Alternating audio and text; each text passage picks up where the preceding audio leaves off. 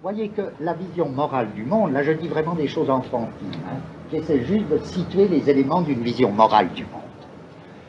Je dirais que la vision morale du monde est faite de essence, l'essence n'est qu'en puissance, il faut réaliser l'essence, cela se fera dans la mesure où l'essence est prise pour fin et les valeurs assurent la réalisation de l'essence.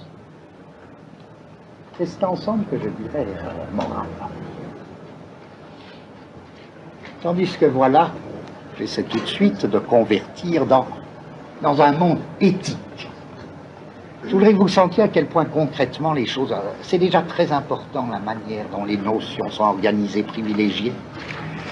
En un sens, il n'y a plus rien de tout ça. C'est une peinture absolument différente.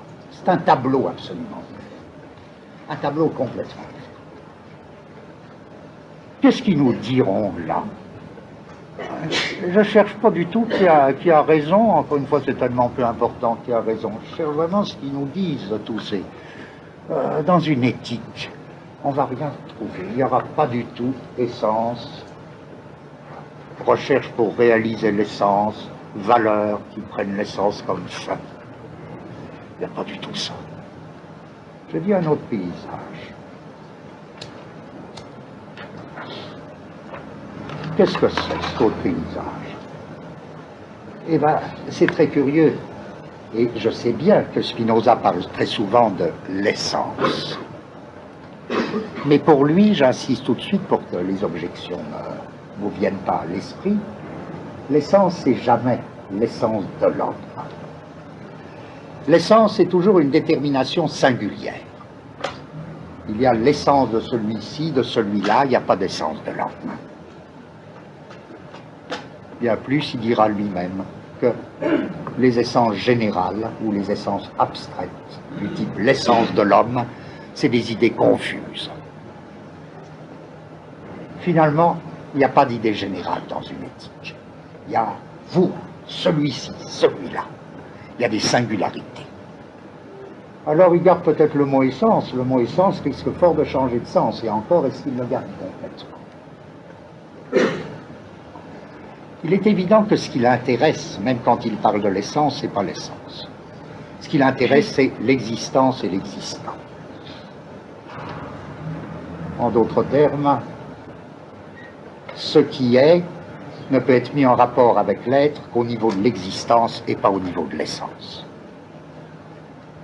Alors si l'on convient, par exemple, d'appeler existentialisme cette proposition, ce qui est ne peut être mis en rapport avec l'être qu'au niveau de l'existence et pas de l'essence.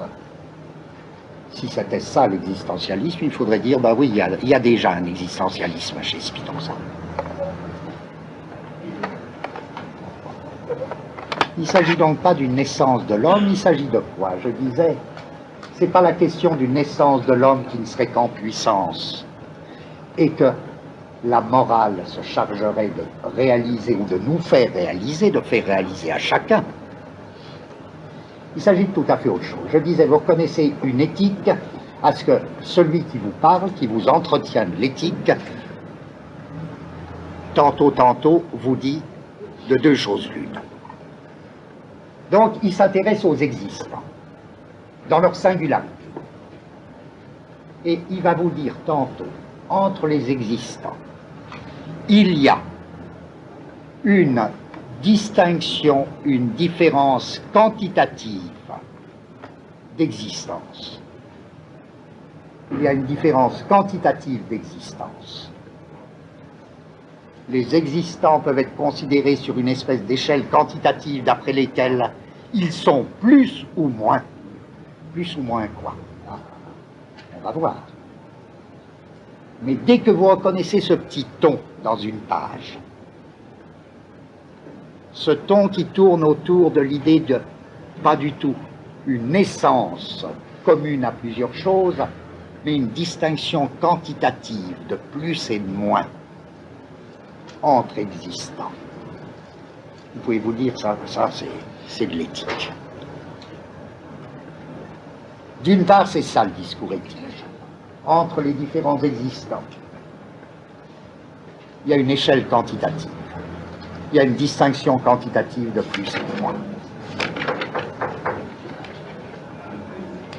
Et d'autre part, le même discours se poursuit en disant « et il y a aussi », et on ne sait pas encore comment ça peut se concilier, et il y a aussi une opposition qualitative entre modes d'existence. C'est là que j'en étais la dernière fois. Les deux critères de l'éthique, en d'autres termes, la distinction quantitative des existants et l'opposition qualitative des modes d'existence, la polarisation qualitative des modes d'existence, vont être les deux manières dont les existants sont dans l'être. Ça va être le lien de l'éthique avec l'ontologie. Les existants, les étants sont dans l'être de deux points de vue simultanés. Du point de vue d'une opposition qualitative des modes d'existence et du point de vue d'une échelle quantitative des existants. Bon, ça reste abstrait, mais je voudrais qu'aujourd'hui consacrer à ce que ça reste pas abstrait. Alors si quelqu'un vous dit ça, vous comprenez que c'est complètement le monde de l'immanence. Pourquoi c'est le monde de l'immanence? C'est évidemment le monde de l'immanence parce que. Et à quel point c'est différent là, vraiment du monde des valeurs morales, tel que je viens de le définir, les valeurs morales étant précisément cette espèce de tension entre l'essence à réaliser et la réalisation de l'essence. Je dirais la valeur, c'est exactement l'essence prise comme fin. L'essence prise comme fin, ça c'est le monde moral. Vous prendrez l'essence de l'homme comme fin. C'est le monde moral. En un sens, pour ceux qui connaissent un peu, l'achèvement du monde moral, on peut dire c'est Kant.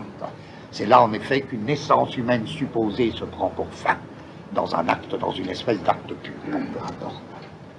Peu importe. Mais justement, l'éthique, c'est pas ça du tout, elle nous parle. Alors c'est ça qui est fascinant, c'est que on en est au point, mais c'est tellement différent, c'est comme deux mondes absolument différents. Qu'est-ce que Spinoza peut avoir à dire aux autres? Si les autres font de la morale, rien. Rien, ou alors il va y avoir des malentendus quand on passe d'un discours à l'autre, quand on passe d'un discours éthique à un discours moral, mais c'est fou s'il va y avoir de malentendus. C'est pour ça, c'est presque pour vous éviter les malentendus que je plaide pour, au maximum, qu'on essaie de voir les clivages entre les deux types de discours.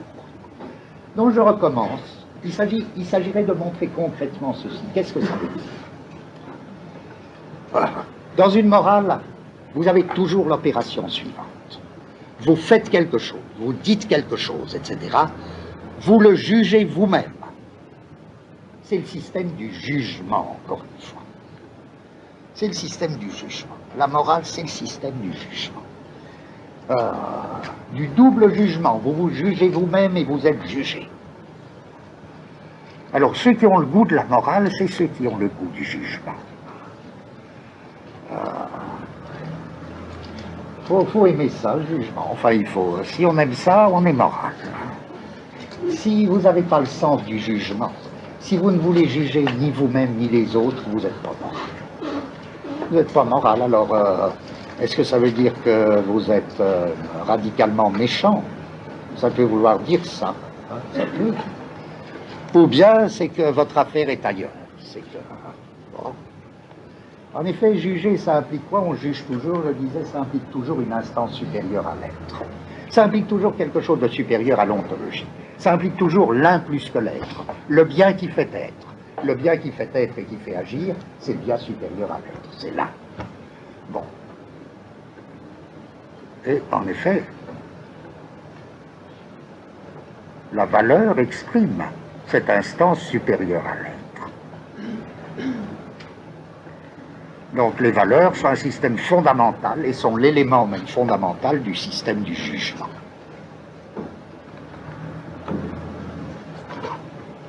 Donc vous vous référez toujours à cette instance supérieure à l'être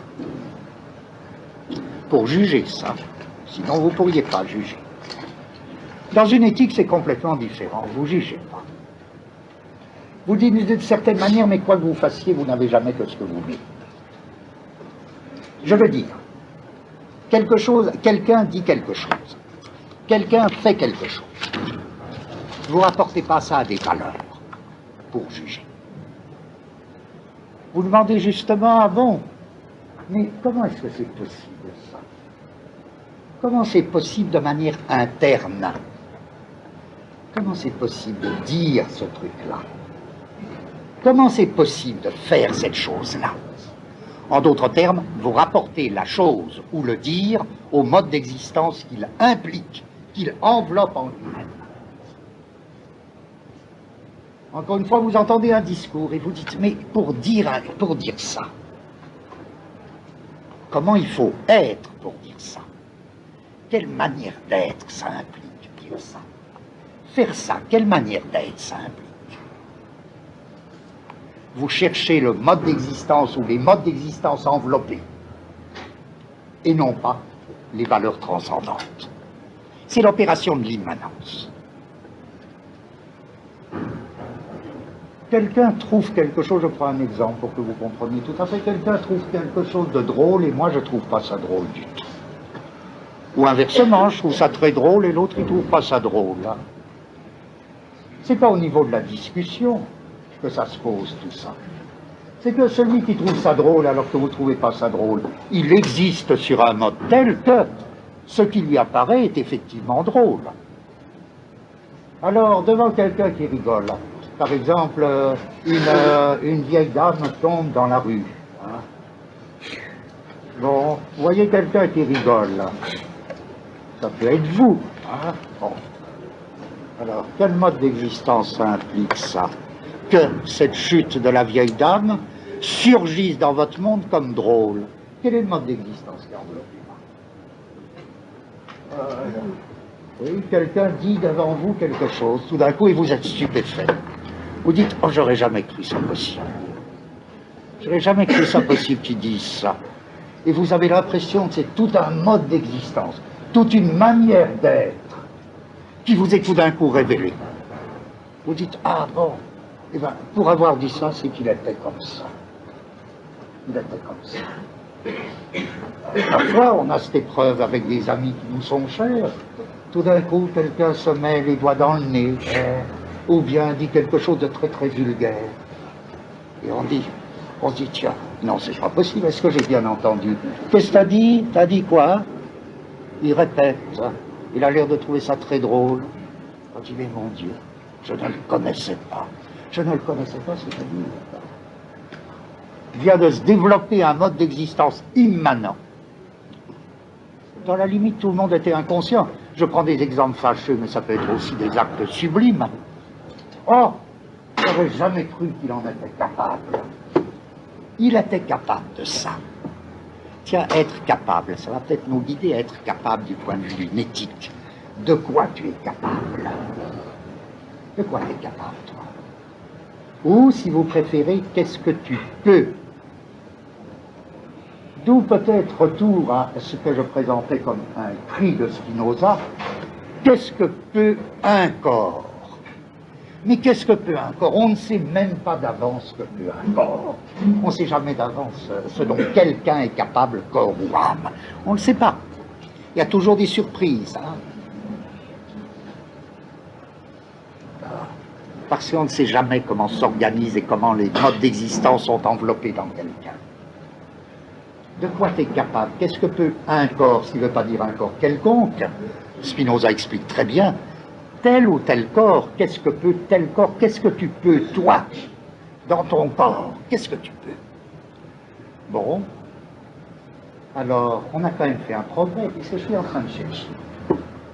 Je tiens, enfin, mon hypothèse. Mon hypothèse, c'est encore une fois l'éthique, le discours de l'éthique. L'éthique a deux caractères.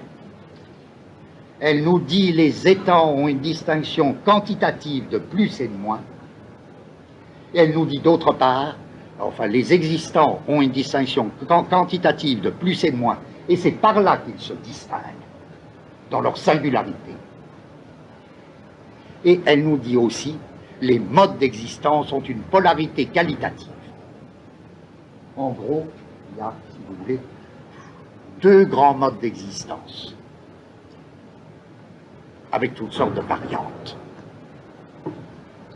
Donc si c'est ça mon objet aujourd'hui, encore une fois, j'avance très archétypal, c'est rendre ça concret. Qu'est-ce que c'est alors cette polarité qualitative et qu'est-ce que c'est que cette distinction quantitative?